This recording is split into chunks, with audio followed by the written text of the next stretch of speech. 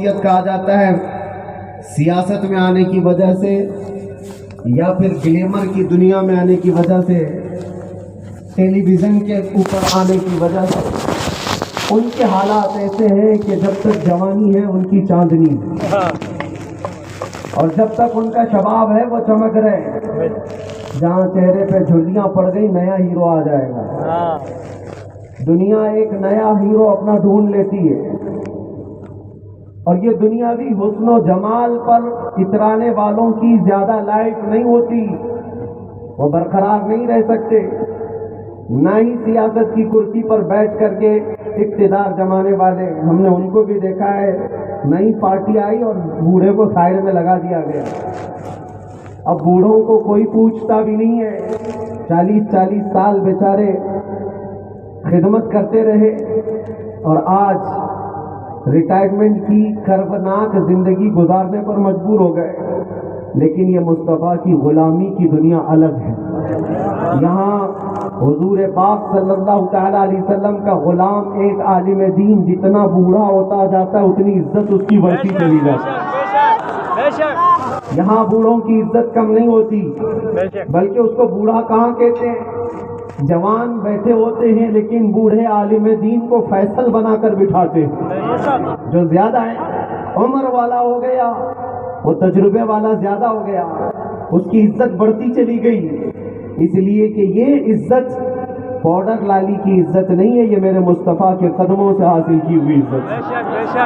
ہم نے دیکھا ہے مرشد گرامی حضور تاج الشریعہ بدر الطریقہ، عمر 75 سال کی ہو گئی، بڑھاپا تھا، لیکن ایک جگہ انہیں بٹھا دیا جائے اور لاکھوں کو ایک طرف دنیا لاکھوں کو دیکھنا چھوڑ دے گی، اس ایک مرد قلندر پر دیکھتی رہ جائے، کیا یہ حقیقت نہیں؟ ان کو دیکھی ہوئی آنکھیں موجود ہوں گی۔ وہ حسن و جمال نبی پاک صلی اللہ تعالیٰ علیہ وسلم کی غلامی سے حاصل کیا ہوا حسن و جمال ہے۔ اسی لیے میرے عزیزوں یاد رکھو، اسی بات پر میں کہتا ہوں، آبرو ما زنام مصطفیٰ، ہم سب کی عزت و آبرو مصطفیٰ کے نام سے ہے، ہرچہ دری دنیا باد مصطفیٰ، جو کچھ اس دنیا میں ہمارے پاس ہے وہ نبی کے بعد ہے، جو بھی رشتہ ناتا ہے، جو بھی تعلق ہے، وہ سب حضور پاک کے بعد ہے۔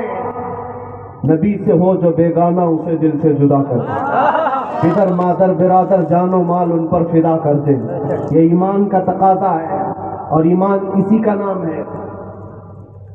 اور اعلیٰ حضرت امام اہل سنت فاضل بریلوی کیا فرماتے ہیں، ایمان کسے کہتے ہیں؟ اس کی دو چند مثالیں آپ کے سامنے رکھتا ہوں، اور جب یہ ایمان آ جائے تو میرے عزیزوں، یہ جو آندھیاں چل رہی، یہ جو طوفان آئے ہوئے ہیں، یہ رخ موڑ لیں گے، اس لیے کہ سنا ہے قدسیوں سے میں نے کہ وہ شیر پھر ہوشیار ہوگا۔ اقبال نے کہا تھا، نکل کر کے صحرا سے جس نے الٹ دیا تھا تخت روما کو، سنا ہے قدسیوں سے میں نے کہ وہ شیر پھر ہوشیار ہوگا۔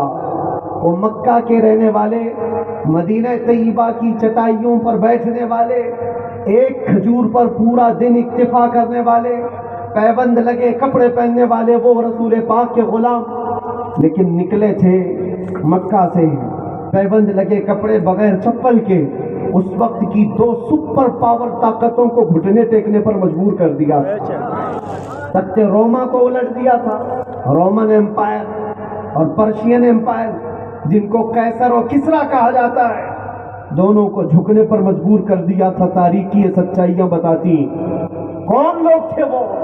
خالد بن ولید سیف اللہ المسلول 4 لاکھ صلیبیوں کے سامنے مقابلے کے لیے کھڑے تھے، تو صلیبیوں کے بادشاہ نے کہا تھا کہ یہ عرب کے بدو یا عرب کے دیہاتی لوگ ہم سے لڑنے آئے جو رومن امپائر کے فوجی ہیں، اسلحے سے لیس ہیں، طاقت سے بھرپور ہیں۔ تو خالد بن ولید نے کیا کہا تھا جانتے ہو؟ آپ نے کہا تھا، رومیو، جس طرح تمہارے فوجی شراب پسند کرتے ہیں، ہم وہ فوج لے کر کے آئے ہیں، تمہاری شراب سے زیادہ ہم شہادت پسند کرتے ہیں۔ یہ وہ لوگ ہیں جو شہادت کے لیے جیتے ہیں۔ عزیزان گرامی وقار، وہ ایمان کامل جب آ جائے تو پھر یہ طوفان اور یہ آندھیاں اپنا رخ موڑ لیں گی۔ آج وجہ یہی ہے، ان سے پھرے جہاں پھرا پھرائی کمی وقار، ان کے جو ہم غلام تھے خلق کے پیشوا رہے۔ حضور پاک صلی اللہ تعالیٰ علیہ وسلم کی غلامی سے جہاں کہیں تم منہ پھیرو گے، تھوڑا سا بھی ہٹو گے، عزت نکال لی جائے گی، عزت ختم کر دی جائے گی۔ تمہیں جو مرتبہ ملا ہے وہ خیر امت ہونے کا، وہ حضور کی غلامی کی وجہ سے ملا ہے۔ عمر ابن خطاب رضی اللہ تعالیٰ عنہ 36 لاکھ اسکوائر کلومیٹر پر حکومت کرتے تھے۔ تب آپ نے یہ نہیں کہا خطاب کا بیٹا عمر اتنے بڑے خطے پر نگران حکومت کر رہا ہے، بلکہ آپ نے کہا تھا ہمیں آج جو عزت ملی ہے وہ حضور کی غلامی کی وجہ سے ملی۔ وہ فخر یہ کرتے تھے۔ خالد بن ولید 125 جنگوں میں گئے، ہر جگہ فتح یابی، ہر جگہ فتح۔ کبھی خالد بن ولید نے یہ نہیں کہا میرے بازوؤں میں وہ طاقت ہے کہ میں ہر پہلوان کو زیر کر دیتا ہوں، جس جنگ میں جاتا ہوں فتح کے جھنڈے گاڑ دیتا ہوں۔ نہیں، خالد بن ولید کا ایمان تو یہ تھا کہ ان کے سر پر ایک ٹوپی تھی جس میں حضور کے 3 موئے مبارکہ تھے۔ وہ فتح کا صحرا انہی موئے مبارک کو دیتے اور کہتے یہ نسبت میرے ساتھ ہے، اس لیے اللہ مجھے ہر جگہ فتح عطا کرتا ہے۔ انہیں جو عزتیں ملی تھی دنیا میں، جو اقتدار ملا تھا وہ حضور کی غلامی کی بنیاد پر، اور آج ہمارے پاس جو عزت ہے وہ حضور کی غلامی کی وجہ سے۔ نبی پاک صلی اللہ تعالیٰ علیہ وسلم کی بات کرتے رہو۔ ایک جملہ میں اکثر کہا کرتا ہوں، ان کی بات کرو ہر دل پہ راج کرو، ان کی بات کرو ہر دل پہ راج کرو۔ دیکھنا آپ جو اس مذہب میں اس طریقے پر جتنا بڑھتا جاتا ہے اللہ اس کی عزت میں اضافہ کرتا ہے۔ تم اگر 70 دروازوں میں بند ہو کر کے بھی بیٹھے رہو، اللہ تمہاری محبت خلق کی دلوں کے اندر ڈالتا ہے۔ ہم نے ایسے ایسے علاقوں کا سفر کیا جس کا نام میں نے زندگی میں کبھی سنا ہی نہیں، گاؤں ہے، دیہات ہے۔ راجستھان کے علاقے سے کچھ حضرات آئے، نہایت غریب علاقے کے لوگ، اور مجھ سے بعد رمضان آ کر ایک مفتی صاحب تھے، اس کے نمائندے تھے، انہوں نے کہا ہمارے قافلے میں یا جس جگہ سے میں نمائندہ بن کر کے آیا ہوں وہاں کے لوگوں میں غریب لوگ ہیں، 3 مہینے تک انہوں نے صرف آپ کے لیے روزے رکھے، مطلب اللہ رب العزت کے لیے، کہ آپ جب اندر تھے ان روزوں کے ذریعے سے اللہ تبارک تعالیٰ رحم فرمائے۔ یہ باتیں میں نے ایک جگہ سے نہیں، دنیا کے کتنے خطوں سے سنا۔ ہر جگہ سے لوگ یہ جو دعاؤں کا سلسلہ رکھے ہوئے تھے، کس نے ان کو دعاؤں کے لیے آمادہ کیا تھا؟ کون ہے؟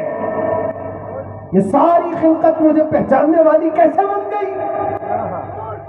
ان کے دلوں کے اندر کون ڈالا کہ آج میں انہیں دروازوں کے اندر ایسا بند تھا کہ میرے بچے مجھے نہیں دیکھ سکتے تھے، میرے بھائی بہن مجھے دیکھ نہیں سکتے، مجھے ملاقات کرنے کی بھی اجازت نہیں دی جاتی، جب اتنے دروازوں کے اندر بند رکھا گیا تھا جہاں چڑیا بھی نہ اڑے۔ لیکن میں نے یہ محسوس کیا لاکھوں دلوں میں اللہ رب العزت نے محبت ڈال رکھی تھی۔ اس کی وجہ یہ ہے چوری کر کے گیا ہوتا، لوٹ مار کر کے گیا ہوتا تو لوگ یہی کہتے کہ کچرا تھا چلا گیا۔ حضور پاک کی بات کر کے جائے تو مرنے کے بعد بھی اللہ اس کو دلوں کے اندر زندہ رکھتا ہے۔ سبحان اللہ۔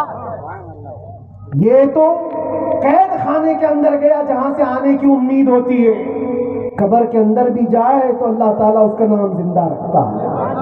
اسی لیے میرے عزیزوں ایک نقطے کو سمجھ جاؤ، حضور پاک صلی اللہ تعالیٰ علیہ وسلم کی محبت اور ان کی غلامی یہ اصل ایمان ہے، اور یہ ایمان جس وقت آ جائے بڑے بڑے طوفانوں کا وہ مقابلہ کر سکتا ہے۔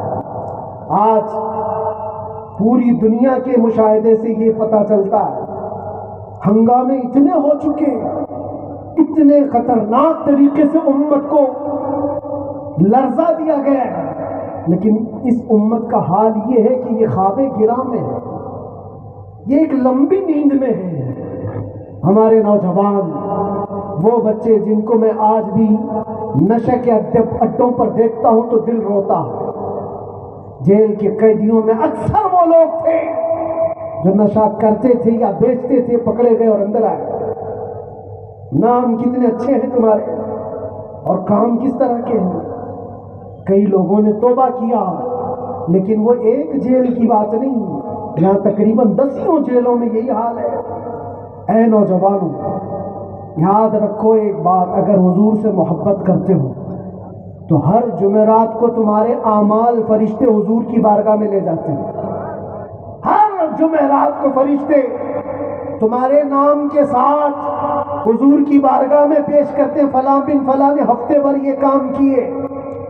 حضور پاک صلی اللہ علیہ وسلم فرماتے ہیں میں اپنے ہر امتی کو اس کے باپ کے نام سے پہچانتا ہوں، ہر امتی کو پہچانتا ہوں۔ جب اس کے برے اعمال مجھ تک پہنچائے جاتے ہیں تو مجھے غم ہوتا ہے، میں استغفار کرتا ہوں اللہ کی بارگاہ میں، اور جب اچھے اعمال پیش کیے جاتے ہیں تو اللہ کی بارگاہ میں شکر بجا لاتا ہوں۔ تھوڑا اپنی زندگی کے اوپر نظر ڈال کر دیکھو، کتنے ہفتے ایسے گزر گئے ہوں گے کہ جب ہمارے برے اعمال حضور کی بارگاہ میں پیش کیے جا رہے ہیں۔ کیا یہ اب بھی بدلنے کا وقت نہیں ہے نوجوانوں؟ دنیا یہ چاہتی ہے کہ تم نشے کے اڈوں میں کھوئے رہو۔ کچھ علاقوں میں ایسے بھی میں نے دیکھے ہیں جہاں بڑے بڑے لوگوں کا انہیں سپورٹ ہے کہ کرو تم نشہ، بیچو تم نشہ، تمہاری نسلیں برباد ہو جائے، تمہارا علاقہ برباد ہو جائے۔ آج سے صرف 70 سال پہلے کی بات ہے، ہمارے اس ملک میں ایجوکیشن لیول اس وقت بھی مسلمانوں کا سب سے اوپر تھا، اور آج آپ بخوبی دیکھ سکتے ہیں کس طرح سے ہمیں پکارا جا رہا ہے، کیسے ہمیں تانے دے کے سارے ڈیبیٹ کیے جا رہے ہیں۔